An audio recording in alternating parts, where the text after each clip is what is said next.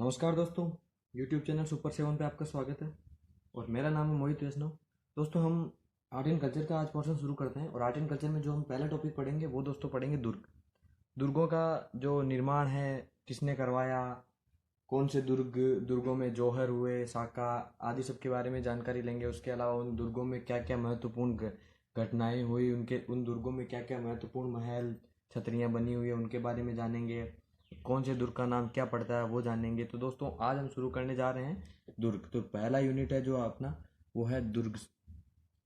दोस्तों, दुर्गों को लेके दोस्तों वर्गीकरण मिलता है। जैसे पारित दुर्ग, धानमन दुर्ग आदि का वर्गीकरण अलग अलग लोगों ने किया है, तो वो भी देखते हैं किन किन ने कौन सा वर्गीकरण किया है। इसके अलावा दोस्तों, दुर्गों में जो जो लोग लिविंग फोर्ट कौन कौन से हैं उनके बारे में जानेंगे। और दोस्तों, हम जो तरीका लेंगे इसमें इसमें ये तरीका लेंगे कि हम जो जिले वाइज हैं, डिस्ट्रिक्ट वाइज जो दुर्ग पढ़ते हैं उनको पढ़ेंगे दोस्तों। कि जैसे जैसलमेर में कौन कौन से दुर्ग हैं, अजमेर में कौन से हैं, मेहरानगढ़ कहाँ है, मेहरानगढ़ के अलावा जोधपुर में कौन कौन से और दुर्ग हैं। तो इस प्रकार हम वे लेके पढ़ेंगे ताकि दोस्तों याद भी होते रहे ये दुर्ग की कौन सा दुर्ग कहाँ है। दोस्तों, ज़्यादातर एग्जामों में ये पूछा जाता है कि ये दुर्ग कहाँ है। उसके अलावा दोस्तों फिर वो पूछ लेते हैं कि ये इस दुर्ग का कौन सा प्रवेश द्वार है, या फिर उसके अलावा कि ये महल कौन से दुर्ग में है, इस महल का निर्माण किसने करवाया, इस दुर्ग का निर्माण किसने करवाया। तो ऐसे क्वेश्चन बनते हैं दोस्तों। तो हम शुरू करते हैं दुर्गों में। और सबसे पहले जो दोस्तों दुर्गों में शुरू करते हैं वो कोई कि दुर्गों को बांटा किस किस ने, किस किस प्रकार है उनका वर्गीकरण, और कौन कौन से दुर्ग क्या क्या कहलाते हैं। तो शुरू करते हैं दोस्तों कि दुर्गों का वर्गीकरण। दोस्तों, वर्गीकरण में सबसे पहले देखते हैं कि सबसे पहले जो वर्गीकरण किया गया था वो मनुस्मृति में किया गया था। तो दोस्तों, मनुस्मृति में जो किया गया था वो सबसे पहला है मनुस्मृति। उसके अलावा दोस्तों शुक्राचार्य शुक्राचार्य ने वर्गीकरण किया दुर्गों का। शुक्राचार्य के अलावा दोस्तों जो चंद्रगुप्त के गुरु मिलते हैं, चाणक्य जिनका नाम विष्णुगुप्त आदि मिलता है, कौटिल्य, ये सब मिलता है। तो उनके बारे में उन्होंने कौन कौन से वर्गीकरण किए दुर्गों के। तो दोस्तों शुक्राचार्य के बारे में जानते हैं। शुक्राचार्य की जो पुस्तक मिलती है जिसमें इन दुर्गों का वर्गीकरण मिलता है वो मिलती है दोस्तों शुक्र नीति। और दोस्तों शुक्र नीति जो है उसमें कौन कौन से दुर्ग हैं उनके बारे में जानेंगे, जबकि चाणक्य ने जो दुर्गों की श्रेणी बताई वो जानेंगे। तो दोस्तों शुक्राचार्य शुक्र नीति में 9 प्रकार के दुर्ग बताए, 9 प्रकार के।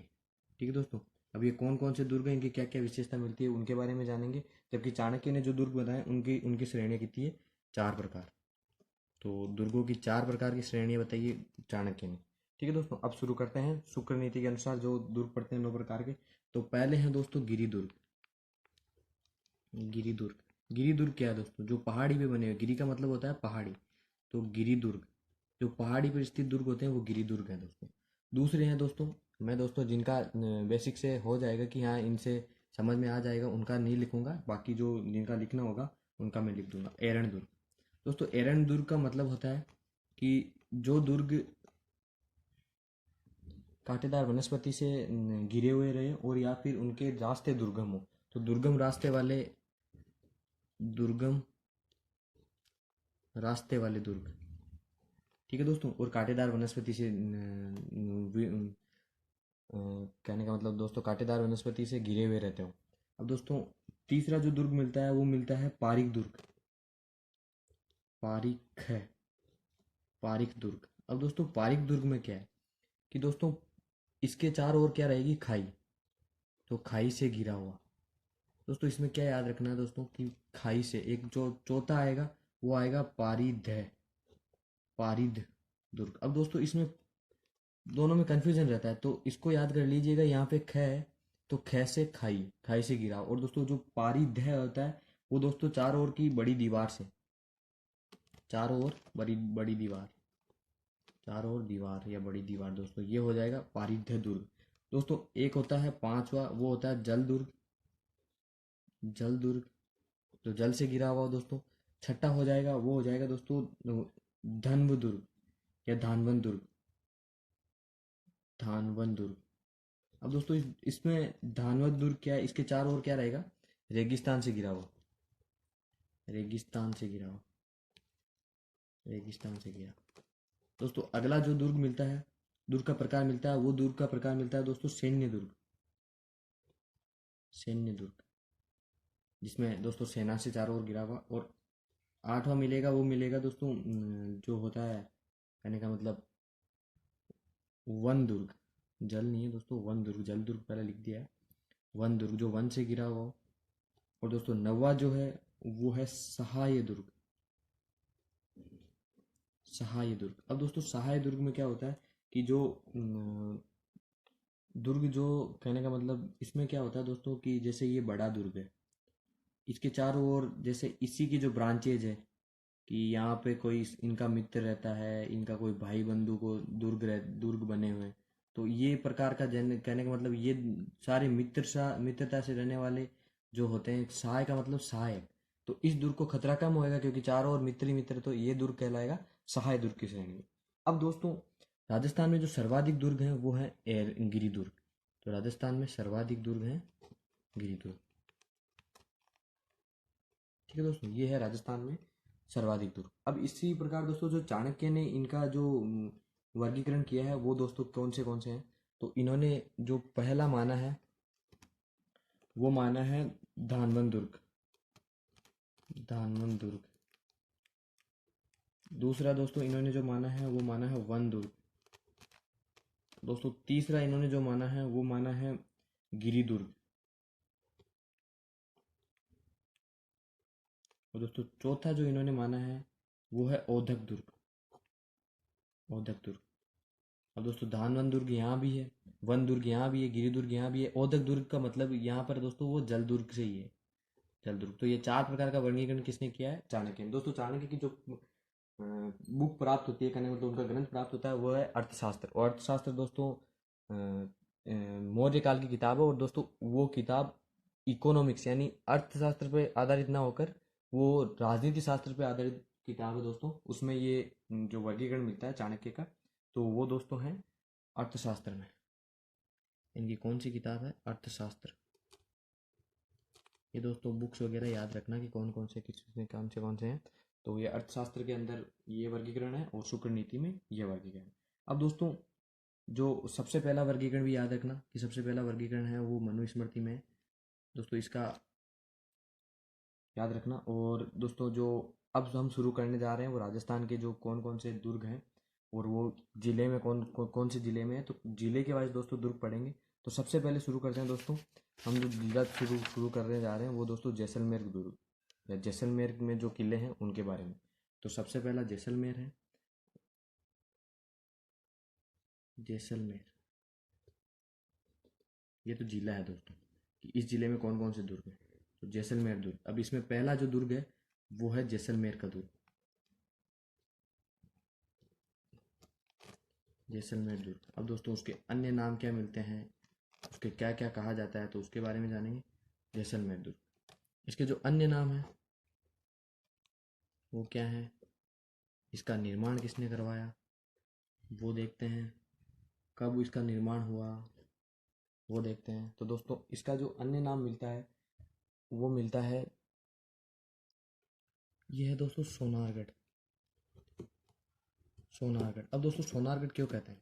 दोस्तों जो इसके इसका निर्माण है वो पीले पत्थरों से हुआ है। और दोस्तों जब इस पे सूर्य की चमक पड़ती है तब ये सोने की तरह चमकता है, इसलिए इसका नाम है सोनारगढ़। अब दोस्तों इसका निर्माण है वो निर्माण करवाया था 1155 में। और 1155 में दोस्तों जैसलमेर की स्थापना मानी जाती है। और ये करवाया किसने था? रावल जैसल ने। रावल जैसल ने। दोस्तों ये रावल और महारावल की उपाधियां लगाएंगे जैसलमेर वाले शासक। और दोस्तों ये जिसकी सलाह पर करवाएगा निर्माण वो है इंसाल ऋषि। इंसाल ऋषि की सलाह पर। ऋषि की सलाह। ठीक है दोस्तों। अब ये माना जाता है दोस्तों कि ये त्रिकूट पहाड़ी पर है, तो इसका नाम एक और क्या मिलता है? त्रिकूटगढ़।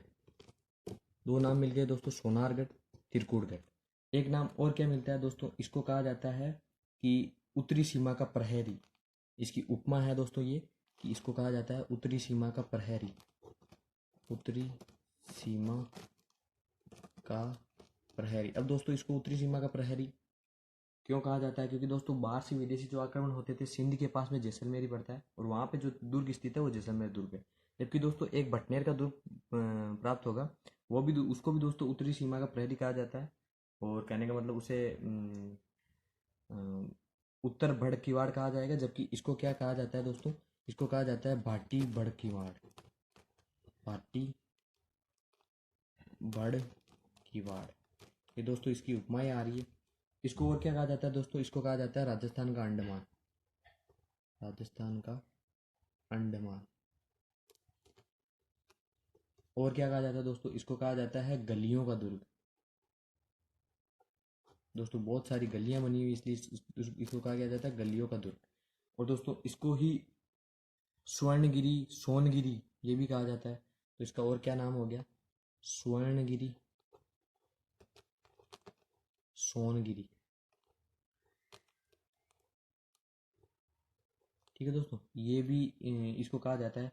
इसको राजस्थान में, राजस्थान कहने का मतलब रेत के समुद्र में लंगर डाले हुए जहाज के समान ये दिखाई देता है दोस्तों। इसको ऊपर से देखने पे क्या दिखाई दिखाई देता है दोस्तों, ये अलसाय शेर के समान।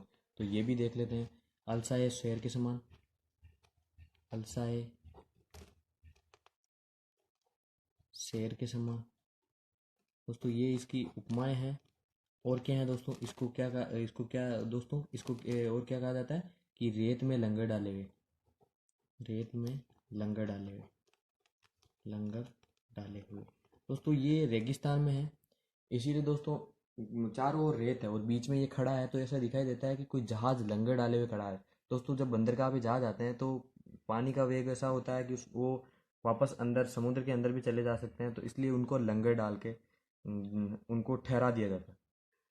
तो इसीलिए इसको वैसा ही माना जाता है कि रेत का तो जो समुद्र है और उसके अंदर जो जहाज के नुमा पड़ा है वो जैसलमेर का दुर्ग है और वो लंगर डाले हुए।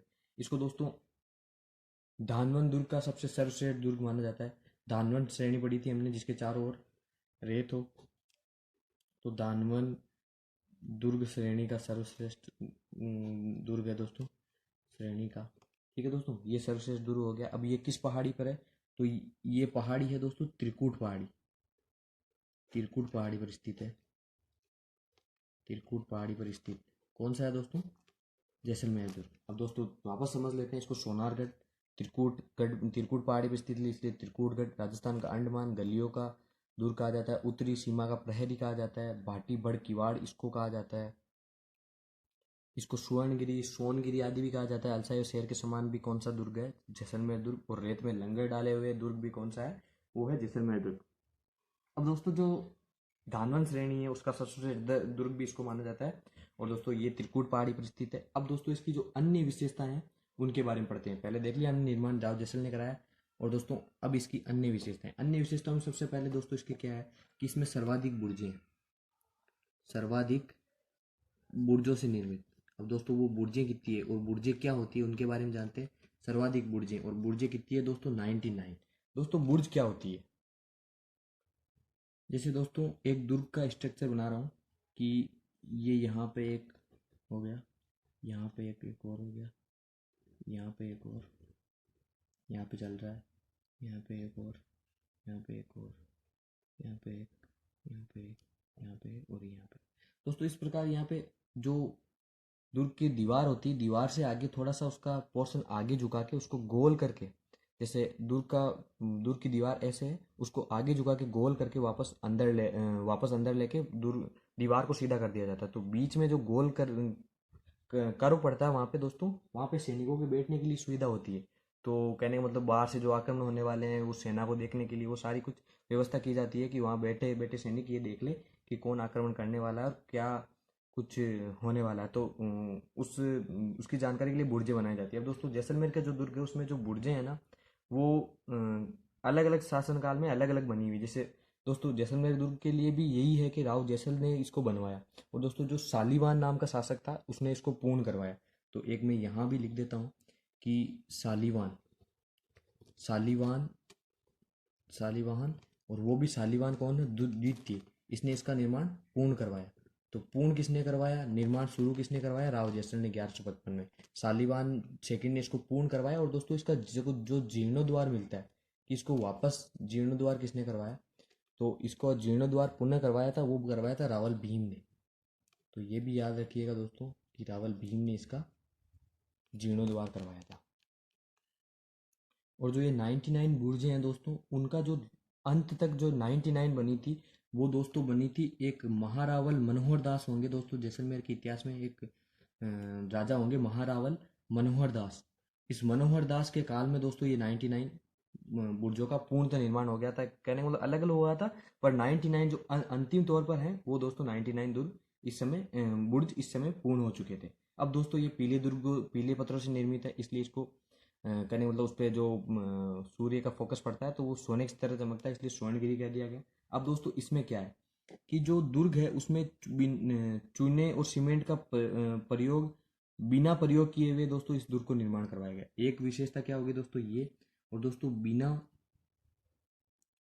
बिना चूना सीमेंट के बना हुआ, सीमेंट के बना। अब दोस्तों बिना चूना सीमेंट के कैसे बना हुआ, दोस्तों इसमें क्या किया गया है, जैसे एक पत्थर को ले लिया कि जैसे एक दीवार बनानी है, तो एक दीवार बनाने के लिए एक पत्थर को लिया ऐसे, उसको बड़ा सारा है उसको काटा, ऐसे काट के बीच से कि यहाँ पे फिट हो जाए, तो अगला जो आएगा वो दोस्तों कुछ अगला इस प्रकार इसके ऊपर फिट हो जाएगा कि ये जैसे जैसे नीचे आएगा तो इसके ऊपर यहाँ फिट हो जाएगा। तो दोस्तों ये ऐसे फिट फिट कर करके यहाँ पे दोस्तों इस दुर्ग का निर्माण किया गया। जो इसकी दीवारें हैं वो इसी प्रकार फिट की गई है दोस्तों। ये कुछ अलग तरह का है कि दोस्तों यहाँ पे फिटिंग हो जाएगी इसकी और ये चिपक जाएंगे। तो दोस्तों बिना चूना सीमेंट के बना हुआ दुर्ग भी कौन सा है, वो है जैसलमेर दुर्ग। अब दोस्तों बुर्जों से लेकर भी एक बात और बता देता हूँ कि जो ये बुर्जें हैं, अब दोस्तों इनको ऐसे देखते हैं तो जो महिलाएं घाघरा पहनती है उसमें जो अ, घाघरे में जो कर्व पड़े रहते हैं दोस्तों, कहने का मतलब उसमें जो घेर होते हैं उस प्रकार वो दिखाई देता है दोस्तों। तो इसको दोस्तों जो ये बुर्जे हैं वो घाघरी नुमा परकोटा इसका बन गया है दोस्तों। बाहरी दीवार को परकोटा कहा जाता है, तो घाघरी नुमा परकोटा है दोस्तों इसका। तो इसको कमरकोट कमरकोट से युक्त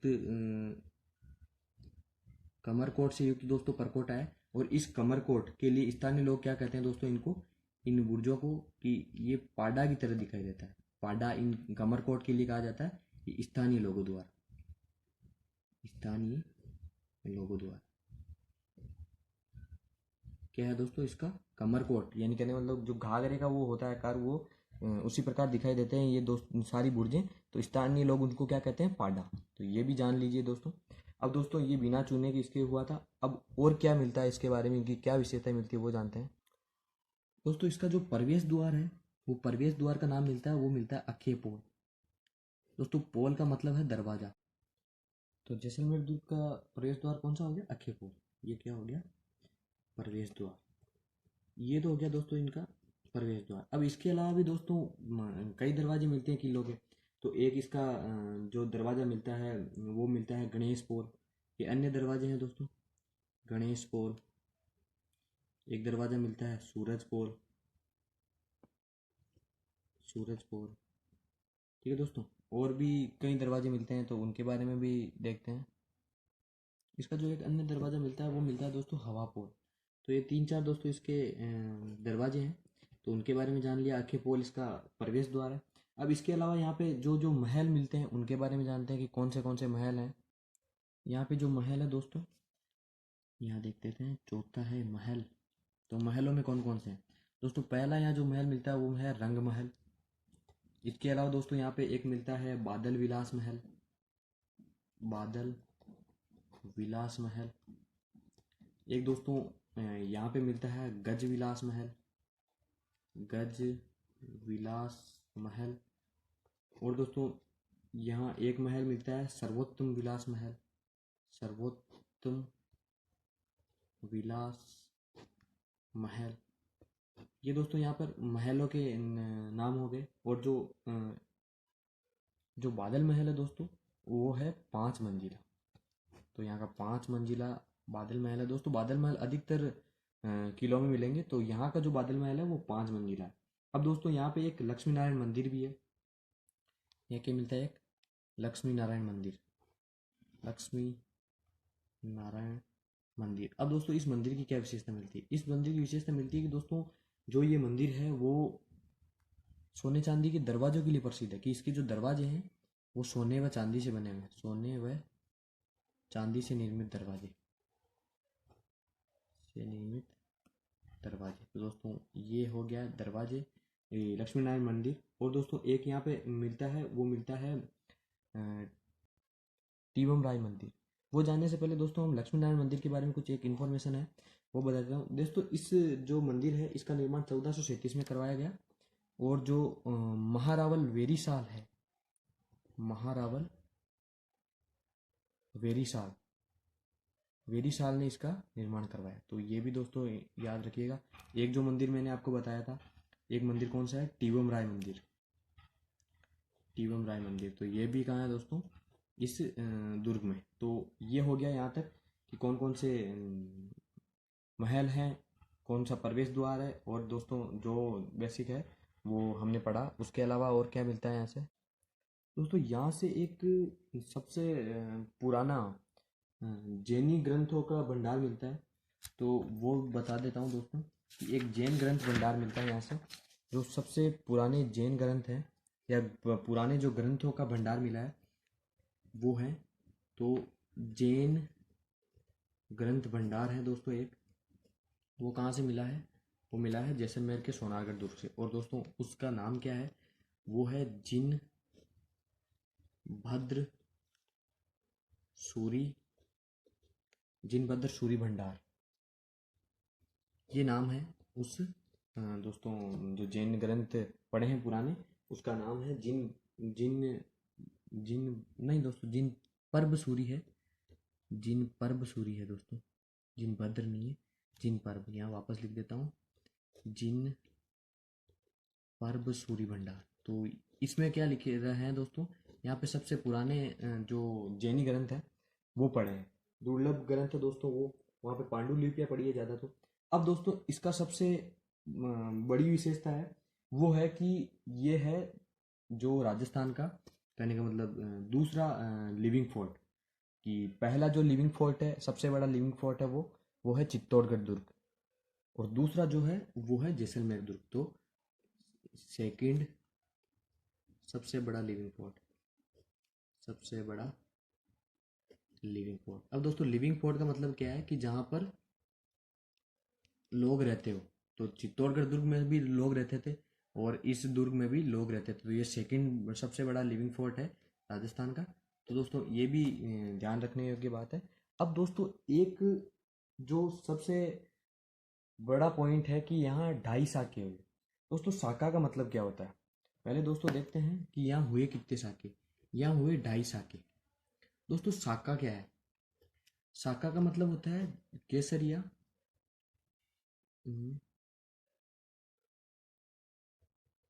दोस्तों केसरिया और जौहर, ये दोनों शामिल होते हैं दोस्तों साके में। अब दोस्तों केसरिया क्या है, जौहर क्या है। दोस्तों जब कोई दुर्ग है, मान लो ये दुर्ग है। अब इस दुर्ग के चारों ओर दोस्तों दुश्मन सेना ने घेरा लगा दिया है। और दोस्तों फिर यहाँ कहने का मतलब अंदर कोई परमानेंट रहने की व्यवस्था नहीं है। तो राजपूत राजाओं में कुछ इस प्रकार था कि वो झुकने से ज़्यादा, कहने का मतलब संधि करने से ज़्यादा लड़ने पे ज़्यादा बल देते थे। और दोस्तों जिस दिन उन्हें लगता था कि अब अंत नज़दीक है, कहने का मतलब दुश्मन सेना ज़्यादा हावी है, तो वो क्या करते थे, एक रात पहले कि कल हमें आक्रमण करना है दुश्मन सेना पर, उससे पहले एक रात पहले वो अफीम पीते थे, कहने का मतलब नशा करते थे। और केसरिया पगड़ी पहनकर, केसरिया कपड़े पहन के दूसरे दिन वो युद्ध लड़ने जाते थे। तो वो नशे में इतना लड़ते थे, इतना लड़ते थे, उन्हें खुद को पता नहीं रहता था कि वो कर क्या रहे हैं। और दोस्तों उसी प्रकार रानियां क्या करती थी, रानियां दोस्तों जौहर सजाती थी। जौहर में क्या होता था दोस्तों कि वो एक बड़ा कुंड तैयार करती थी, उसमें लकड़ियां डालती थी। और जैसे उन्हें लगता था कि उनकी तरफ से सेना हार रही है, उनके राजाओं की सेना हार रही है, तो वो उसमें अपना अंतिम संस्कार करने का मतलब दाह उसमें अपना वो खुद उनमें जाके कूद जाती थी। इससे उनका वो खुद जल जाती थी। वो दुश्मन के हाथ नहीं आना चाहती थी और खुद के स्वाभिमान की रक्षा के लिए ये सब कुछ करती थी कि उनके पति, उनके राजा के अलावा उनके उनके और कोई और, कहने का मतलब उनकी तरफ कोई और ना आए, कहने का मतलब उस पे, उस राज्य पे किसी और का राज ना हो, इसके लिए वो खुद जोहर करती थी। तो कहने का मतलब वो अपने स्वाभिमान की रक्षा के लिए, स्वामित्व आदि की सारी की रक्षा के लिए, अपने चरित्र की रक्षा के लिए जोहर करती थी। तो केसरिया करते थे पुरुष और महिलाएं करती थी जोहर। अब दोस्तों यहाँ हुए कि केसरिया और जौहर हुए। ठीक है, केसरिया और जौहर हो गए, पर दोस्तों ढाई का मतलब क्या हुआ कि दो जो हुए केसरिया और जौहर, दो साके हुए, उनमें केसरिया और जौहर दोनों हुए। जबकि जो तीसरा साका होने वाला था उसमें क्या हुआ दोस्तों कि जो है केसरिया तो हुआ बट जौहर नहीं हुआ। अब क्या हुआ दोस्तों केसरिया और जौहर में, तो पहले शुरू करते हैं दोस्तों पहले साके से कि पहला साका में क्या हुआ, कौन शासक था और किसने आक्रमण किया। तो शुरू करते हैं दोस्तों जैसलमेर के दुर्ग का पहला साका। और कब होता है ये, सबसे पुराना साका कैसे है, राजस्थान का सबसे पहला साका है ये दोस्तों, ये होता है 1292 में। वो दोस्तों 1292 में जो दिल्ली में शासक हैं, कहने का मतलब इस समय जो काल चल रहा है दिल्ली में, वो है दोस्तों सल्तनत काल। अब सल्तनत काल में शासक सल्तनत कैसे हुए, तो वो लोग सुल्तान की उपाधि लगाते थे, इसलिए सल्तनत कहलाते थे। कहने का मतलब वो काल सल्तनत काल कहलाता था। तो इसमें सुल्तान जो उपाधि लगाने वाले शासक हैं, उनमें जो शासक हैं वो तो हैं जलालुद्दीन खिलजी। तो दिल्ली में शासक हैं वो तो हैं जलालुद्दीन खिलजी, जलालुद्दीन खिलजी। जबकि दोस्तों उसके लिए जो अभियान करने जाता है वो जाता है उसका भतीजा, और भतीजे के साथ साथ वो क्या है, उसका दामाद भी है, कि इसकी ही पुत्री से विवाह करता है, वो है अलाउद्दीन खिलजी। और दोस्तों इसने जितना नर्स, कहने का मतलब जीता था, इसके लिए एक इसका इसका खुद का सैनिक अलाउद्दीन खिलजी का एक मलिक काफूर नाम का सैनिक जो हिंजरा रहता है, वो इसके लिए पूरा इंडिया जीतता है, यानी मतलब भारत पे पूरे पे शासन होता है। तो इसके समय जो जलालुद्दीन खिलजी के समय जो आक्रमण करने वाला है वो शासक नहीं है, वो कहने का मतलब अभियान पे है, और जलालुद्दीन खिलजी के अंडर है कौन, अलाउद्दीन खिलजी। तो अलाउद्दीन खिलजी आक्रमण करता है जैसलमेर दुर्ग पे, अलाउद्दीन खिलजी ये तो करता है आक्रमण। और दोस्तों इसके सामने कौन रहता है, इसके सामने जो है वो है यहाँ के शासक है मूलराज भाटी, मूलराज भाटी। ठीक है दोस्तों, ये हुआ पहला साका। और दोस्तों ये राजस्थान का, कहने का मतलब जैसलमेर का नहीं, ये राजस्थान का भी पहला साका है, सबसे पुराना साका है दोस्तों ये, और राजस्थान का पहला साका है। ठीक है दोस्तों, ये हुआ राजस्थान का पहला साका। इसी के साथ दोस्तों दूसरा साका आता है, कहने का मतलब दूसरा साका देखते हैं, और वो है दोस्तों 1359 का। और 1359 में दोस्तों जो शासक हैं वो, दोस्तों कहने का मतलब मैं एक बार सल्तनत काल का आपको प्रोसेस बता देता हूँ कि सल्तनत काल में कितने वंश हुए। तो इसमें सबसे पहले सल्तनत काल में, यहाँ सल्तनत काल, सल्तनत काल, ये दिल्ली के शासक है दोस्तों सारे। तो इसमें गुलाम वंश हुआ, फिर हुआ खिलजी वंश,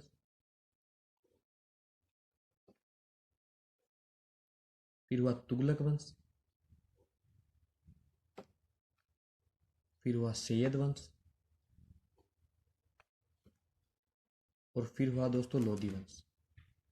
तो ये दोस्तों सल्तनत काल के 5 वंश हैं। और इसके बाद में जो लोधी वंश का अंतिम शासक रहेगा इब्राहिम लोधी, उसको मार के मुगल सत्ता की स्थापना होगी कहाँ पे, भारत में। अब दोस्तों यहाँ से खिलजी आया, अलाउद्दीन खिलजी दूसरा शासक है, उसने 1292 में आक्रमण किया और पहला साका हुआ। अब दोस्तों तुगलक वंश का एक शासक आएगा फिरोज शाह तुगलक, और फिरोज शाह तुगलक आक्रमण करेगा यहाँ पे। तो फिरोज शाह तुगलक, इसने आक्रमण किया है दोस्तों कहाँ पर, जैसलमेर में। और इसके सामने है वो है रावल दूधा, रावल दूधा। और दोस्तों रावल दूधा हार जाते हैं, और यहाँ होता है दूसरा शाखा। तो ये दूसरा शाखा हो गया, कहने का मतलब जैसलमेर का दूसरा शाखा है ये। इससे पहले दोस्तों राजस्थान में हो चुका है, दूसरा शाखा राजस्थान में होगा 1301 में, वो रणथंभौर में होगा। तो जैसलमेर का दूसरा शाखा। अब दोस्तों जो तीसरा शाखा है वो इम्पोर्टेंट है, यहाँ से क्वेश्चन भी आते हैं कि ढाई शाखे में कौन शासक था, कहने का मतलब जो अंतिम शाखा था वो ढाईवा शाखा था, उसका क्या रोल था। तो यहाँ पे ये होता है 1550 में, और 1550 में शासक है वो है लूणकरण, लूणकरण। और दोस्तों इन्हीं की पुत्री रहती है उमादे, जो हम ढूंढार का इतिहास में, कहने का मतलब मारवाड़ के इतिहास में पढ़ रहे थे कि मालदेव था, मालदेव की पुत्री है, पत्नी है उमादे, और वही रूठी रानी है, तो इन्हीं की पुत्री होती है उमादे। और दोस्तों इनके सामने जो आता है वो आता है अमीर अली। अब दोस्तों अमीर अली कौन है, कौन है इसके बारे में जानते हैं। तो अमीर अली कौन है दोस्तों, ये है कंधार का शासक, कंधार का शासक। अब दोस्तों इसने क्या किया, दोस्तों ये आया था लूणकरण के पास शरण लेने, कि दोस्तों ये इसको वहाँ से निष्कासित कर दिया गया कंधार से, तो ये लूणकरण के पास आया शरण लेने के लिए। दोस्तों लूणकरण ने शरण दे दी, लूणकरण ने शरण दे दी, पर दोस्तों ये क्या करने लगा कि अंदर ही अंदर गुटबाजी करने लगा और बाद में लूणकरण के सामने ही हो गया। तो लूणकरण ने देखा कि ये ऐसा सब कुछ कर रहा है, तो इसने इस पे हमला किया और इसने केसरिया किया लूणकरण ने। बट क्या हुआ दोस्तों, ये दोस्तों जब जौहर सजा रही थी महिलाएं, कहने का मतलब जो रानियां थी वो जौहर सजा रही थी, तब अमीर अली के जो सैनिक थे उन्होंने दुर्ग की एक जो दीवार थी, दुर्ग की दीवार को तोड़ दिया। दोस्तों जो दुर्ग की दीवार तोड़ दी गई, तो दोस्तों जो केसरी जो जौहर होने वाला था वो रुक गया। इसीलिए ये कहा जाता है कि यहाँ पर केसरिया तो हुआ बट जौहर नहीं हुआ। तो ये दोस्तों, ये रहा आपके जैसलमेर का दुर्ग का इतिहास। और उसमें जो जानकारी थी, जो रोचक जानकारी थी वो जान ली हमने। अब दोस्तों हम जैसलमेर जिले में जो दुर्ग पड़ते हैं उनके बारे में पढ़ रहे थे। तो एक यहाँ से छोटा सा दुर्ग और पड़ता है, वो पढ़ते हैं दोस्तों पोखरण का दुर्ग, उसको भी जान लेते हैं।